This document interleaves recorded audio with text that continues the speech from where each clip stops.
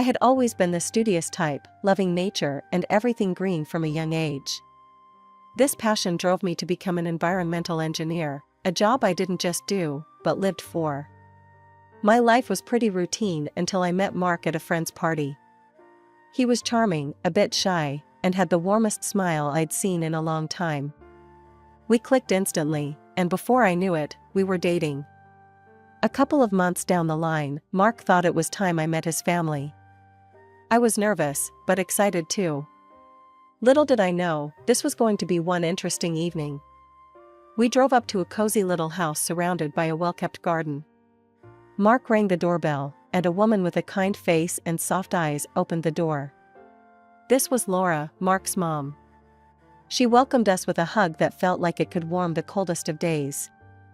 Come in, come in. I've heard so much about you, Heather. Laura enthused, pulling me into the warmth of the home. As we stepped into the living room, there she was, Julia, lounging on the couch with a look that could freeze hell over. Next to her sat an older man, Ted, who gave me a nod and a faint smile. Julia didn't move, just sized me up with a cold stare. Dinner's almost ready, Laura announced, breaking the tension a little. Why don't you all sit down and chat? I sat next to Mark, who seemed oblivious to the frosty air his sister was giving off. Julia finally spoke, her voice sharp, cutting through the small talk like a knife. So, you're the latest flame, huh? An environmental, what now? Julia's tone was dismissive, her words dripped with a disdain that was hard to miss.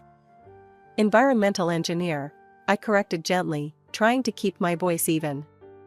I work with industrial companies to ensure they meet environmental standards.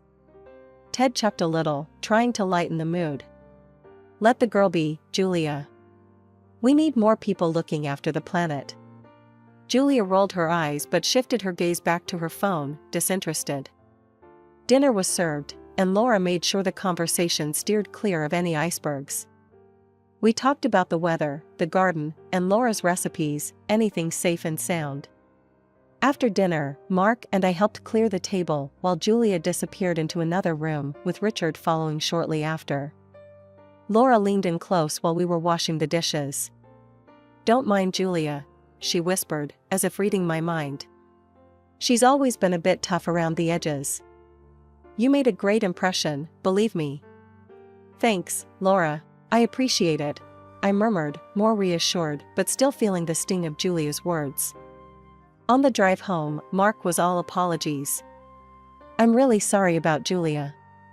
She's Julia. Don't take it to heart. I nodded, though part of me wondered just how much of Julia's hostility I'd have to endure. But looking over at Mark, with his earnest blue eyes full of apology, I decided some battles were worth fighting. It had been a whirlwind year with Mark. Despite the bumps, mostly caused by his sister Julia, our relationship had deepened into something I couldn't imagine being without. But just as we started planning our future together, tragedy struck. Julia's husband, Ted, passed away unexpectedly. The funeral was a grand, gloomy affair. Julia, veiled and somber, played the part of the grieving widow, to a T. Something about her tears felt off to me, like she was putting on a show. But I bit my tongue, chalking it up to my already strained feelings towards her. A couple of months later, Mark and I decided it was time to move forward with our own lives. We were planning a simple wedding, nothing extravagant, just an intimate celebration of our love. That's when the drama unfolded. I really think you should wait, Julia burst out during what I had hoped would be a peaceful family dinner at her place.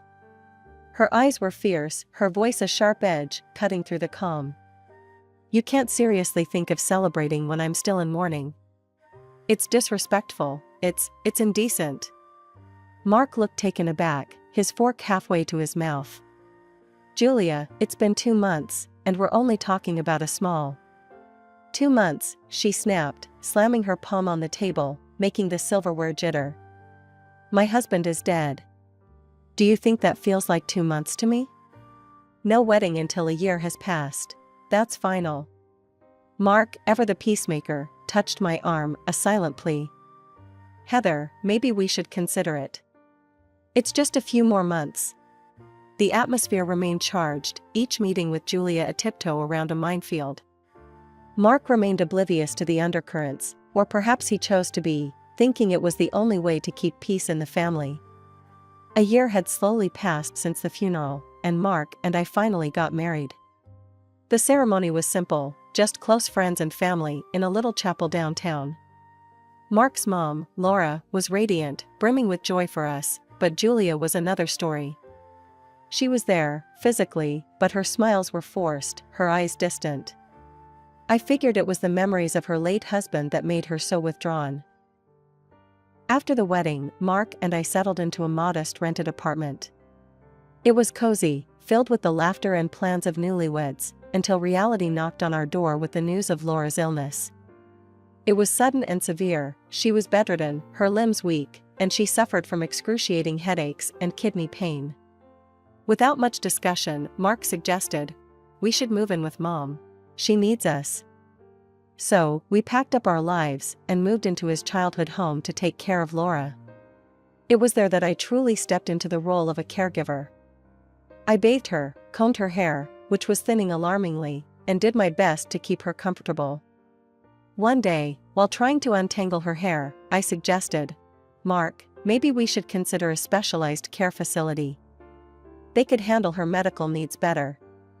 Mark hesitated, running a hand through his hair. "I don't know, Heather. Julia is really set on keeping Mom here. Let's try to manage a bit longer." Julia's visits were frequent and usually ended in criticism. One afternoon, she stormed in just as I had finished cleaning the kitchen. "You call this clean? And what's that smell? Can't you cook something decent?" "I'm doing the best I can, Julia. It's not like I have any help," I shot back, frustration bleeding into my voice. Julia snorted. "Excuses. You're just lazy. And poor Mom, stuck with your pathetic cooking and cleaning." Before I could respond, Mark walked in, his face drawn. "Heather, just let it go. It's not worth the argument." His words stung, always quick to defend his sister, never me. As the days turned into weeks, the atmosphere at home grew heavy with unspoken tensions. I found myself dreading Julia's visits, the air thickening the moment she stepped through the door. Her accusations were relentless. "You're neglecting her. Look at her, she's wasting away and you just watch," Julia would hurl at me during her brief, tempestuous visits. And every time, Mark would side with her. "Heather, maybe try a little harder with Mom. Julia might have a point," he'd say, which only poured salt on my open wounds. I felt isolated, caught in a home where my efforts were unseen and unappreciated.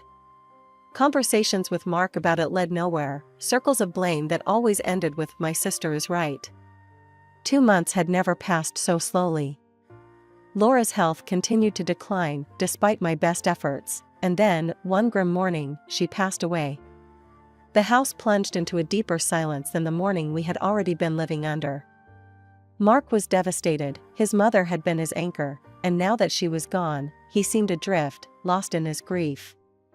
The funeral was a blur of black attire and whispered condolences. I stood beside Mark, offering what comfort I could, but the real storm brewed when Julia approached us by the graveside, her face twisted not just with grief, but anger. "You should have done more," she hissed quietly, ensuring only I could hear. "If you cared half as much about her as you do about your damn plants, she'd still be here." I felt a sting at her words, anger mingling with my sorrow. "Julia, Laura needed professional care, not just us." "I told you." "Excuses," she snapped back, her voice sharp as a knife. "You just didn't want to deal with the burden." I glanced at Mark, hoping for support, but his eyes were fixed on the freshly turned earth. Later, at home, I tried to speak to him. "Mark, you heard what your sister said. You know it's not true. You need to talk to her, make her understand." Mark rubbed his temples, the weight of his world etched deeply across his brow. "Heather, Julia's all I have left now. She's hurting. Don't stir things up. I can't handle more drama." The following day, as I was cleaning out Laura's desk, a sheaf of medical documents caught my eye. Curiosity piqued, I began reading. The records showed that just a year ago, Laura was in remarkable health for her age. Yet, within a year, her body had succumbed to multiple organ failures. It was unsettling. That evening, I brought it up with Mark. "Did you know your mom was completely healthy a year ago? And now, suddenly, all her organs just failed?" Mark didn't look up from his paper. "Yeah, so? It happens, Heather. People get sick. But doesn't it seem weird to you? Your sister's husband, didn't he die of something similar?" I pressed, hoping he'd see the connection. Mark sighed, his patience wearing thin. "Ted had his own issues, Heather. He was older, and these things are common enough at his age. But both of them complained about losing hair before they got seriously ill. Doesn't that strike you as odd?" I couldn't keep the frustration from my voice. Mark slammed his paper down, glaring at me. "You're starting to sound paranoid, Heather. Just stop, all right? This isn't some mystery novel. This is real life, and in real life, people get sick and die without it being a plot." I recoiled, stung by his harsh words. "I'm just worried, Mark. There's a pattern here that we can't ignore." "Enough, Heather," his voice boomed, echoing off the walls. "My sister's right. You're just trying to find blame because you feel guilty. Just stop with these crazy theories." I stood there, words failing me as I watched him storm out of the room. His dismissal of my concerns hurt, but it also set a resolve within me. Something was wrong, and I couldn't let it go, no matter how much it upset Mark. It started with a simple, terrifying moment. I woke up early one morning feeling something wasn't quite right. Running my hands through my hair as I often did while planning my day, I froze. Clumps of hair came away in my hands, not just strands, but whole locks. Panic surged through me as I stared at them, the reality setting in with cold clarity. Scared and unsure, I arranged for a blood test at the company lab first thing. As an environmental engineer, I knew a bit about what symptoms to flag, but nothing prepared me for the results. Traces of thallium, a heavy metal poison, were found in my bloodstream. My mind raced with the implications. Someone had poisoned me, but who? Barely holding back my fear, I approached Mark with the results later that day. "Mark, look at this," I said, handing him the lab report. "There's thallium in my blood. This isn't an accident. Someone's doing this." Mark's face transformed from concern to disbelief, and then to something darker. "Thallium? Heather, this is insane. Are you suggesting someone in the family?" "Yes, I think someone is trying to poison me," I interrupted, desperate for him to understand. "And I'm not the first. Remember your mom? Remember Ted?" He shook his head, stepping back as if my words physically pushed him. "You're losing it, Heather. You're seeing conspiracies where there are none. It's like you're obsessed." As we argued, voices raised and fraught with tension, Julia walked in. The timing couldn't have been worse. She caught the tail end of our conversation, her eyes narrowing as she pieced together the scene. "Heather, aren't you working in a lab? With access to all sorts of chemicals?" Julia's voice was cold, calculated. "Maybe you brought home some of your work. Maybe you're the one poisoning people." I stared at her, aghast. "What? No. I'm being poisoned, Julia. Why would I do that to myself?" Mark turned to look at me, his expression hardening. "I can't do this anymore, Heather. I can't trust you. You're talking about poisoning, and all I see is paranoia. I want a divorce." The words hit me like a blow. "Mark, you can't mean that. We need to figure this out together." But he was already walking away, his decision made. Julia's smirk was like a victory lap. "You heard him, Heather. Pack your stuff and get out. We don't need more of your drama here." Broken, I returned to our room, my hands trembling as I packed. Each folded shirt, each photo placed back into boxes, felt like erasing a part of my life. With every item, I felt more isolated, more abandoned. By evening, my car was loaded with the last of my things. I looked back at the house, a place that had been my home, filled with dreams and then nightmares. The weight of what I was leaving behind, and the fear of the unknown ahead, pressed down on me. I settled into a small apartment near my workplace. As I unpacked my few belongings, the need for answers burned fiercer than ever. I spread out all the information I had, lab results, medical records, conversations, all pointing to one chilling conclusion. Julia had poisoned her husband, then her mother, and attempted the same with me. Determined to see this through, I contacted a private investigator, someone with a solid reputation for digging deep without causing a stir. I met him at a dimly lit coffee shop downtown, where I handed over all the evidence I'd gathered. I need to know everything about her recent activities, financial status, everything, I told him, my voice low but firm. The PI, a grizzled man with keen eyes, nodded slowly. I'll get on it. This looks serious, and if your suspicions are correct, you're dealing with a dangerous individual. 2 tense weeks passed before I heard back from him. We met again in the same coffee shop, where he laid out his findings before me. Your sister-in-law is in deep water, he began, his tone grave.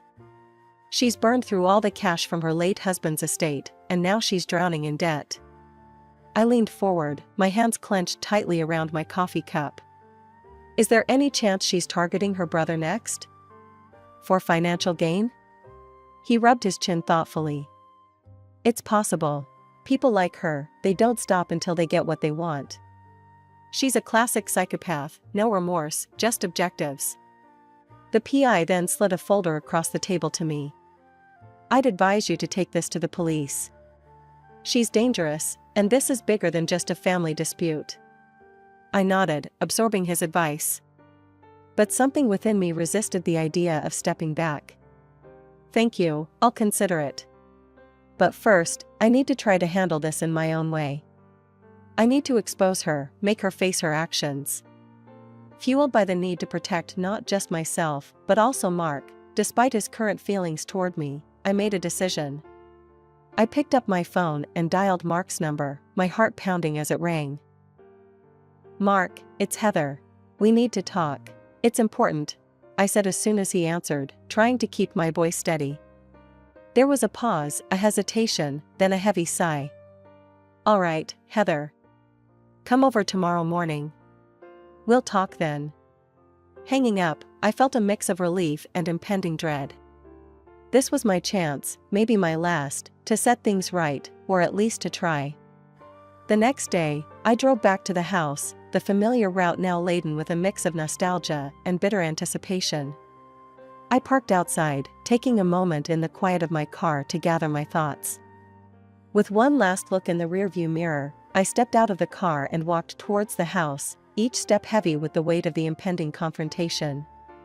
Stepping into Mark's house felt surreal, like walking onto the set of a tragic play where I once knew my lines but had since forgotten them. The air was thick with tension and the summer heat, making each breath feel heavier than the last. Mark gestured towards the kitchen table where a pitcher of lemonade sat, condensation beating along its glassy exterior.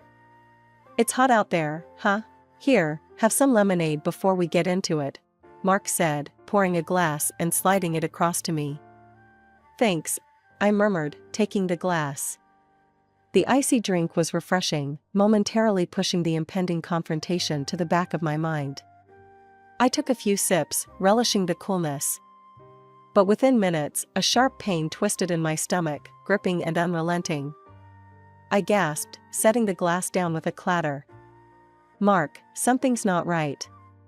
My stomach, it hurts so much. Mark, confused and concerned, came over to my side. What's wrong?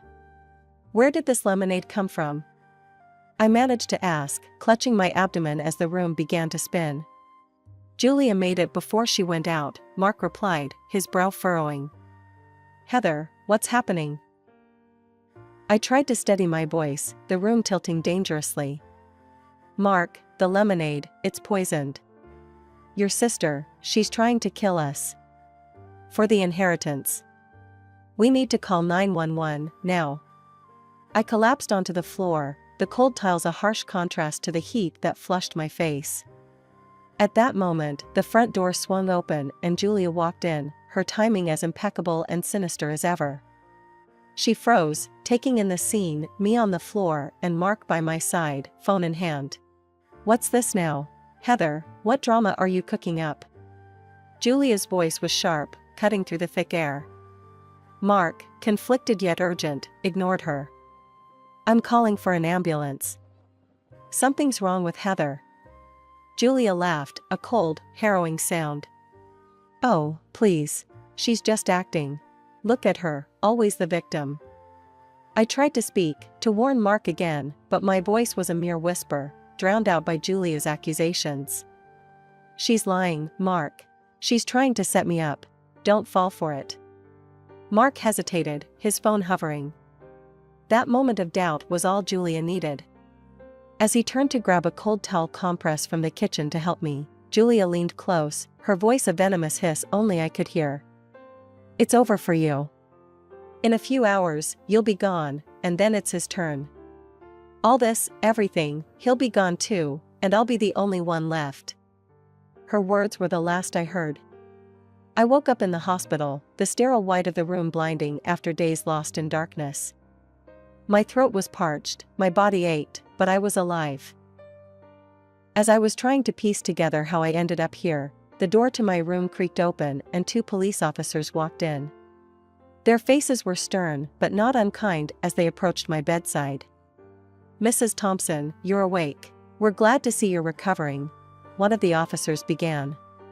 "We're here because your private detective contacted us. He filled us in on everything." I nodded, my mind still foggy. "Yes, the detective. I hired him to investigate my sister-in-law." The other officer pulled up a chair. "He did a thorough job, ma'am. Based on his information, we arrested your sister-in-law. We also exhumed the bodies of her husband and your mother-in-law. Tests confirmed they were poisoned with thallium, just like what was found in your system." The room spun a little with each word. "Julia did that?" My voice was barely above a whisper. "Yes, and she tried to prevent your husband from calling the ambulance. But he did call, and that probably saved your life," the first officer explained. Their words sank in slowly. Mark had called the ambulance. Despite everything, he had saved me in the end. "Your sister-in-law is facing charges for double premeditated murder and attempted murder," the second officer continued. "She's in custody now and won't be harming anyone else." The relief was palpable, but it was overshadowed by the betrayal and the horror of what had transpired.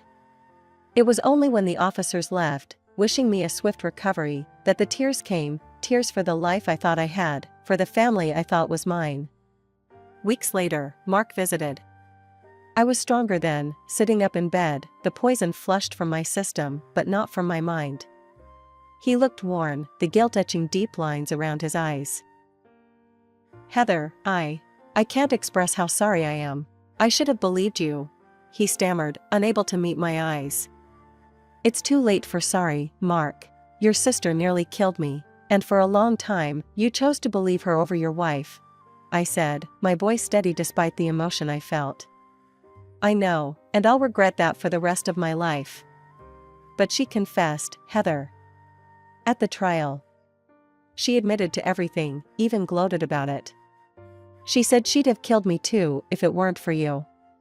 I absorbed his words, the final pieces of Julia's treachery slotting into place.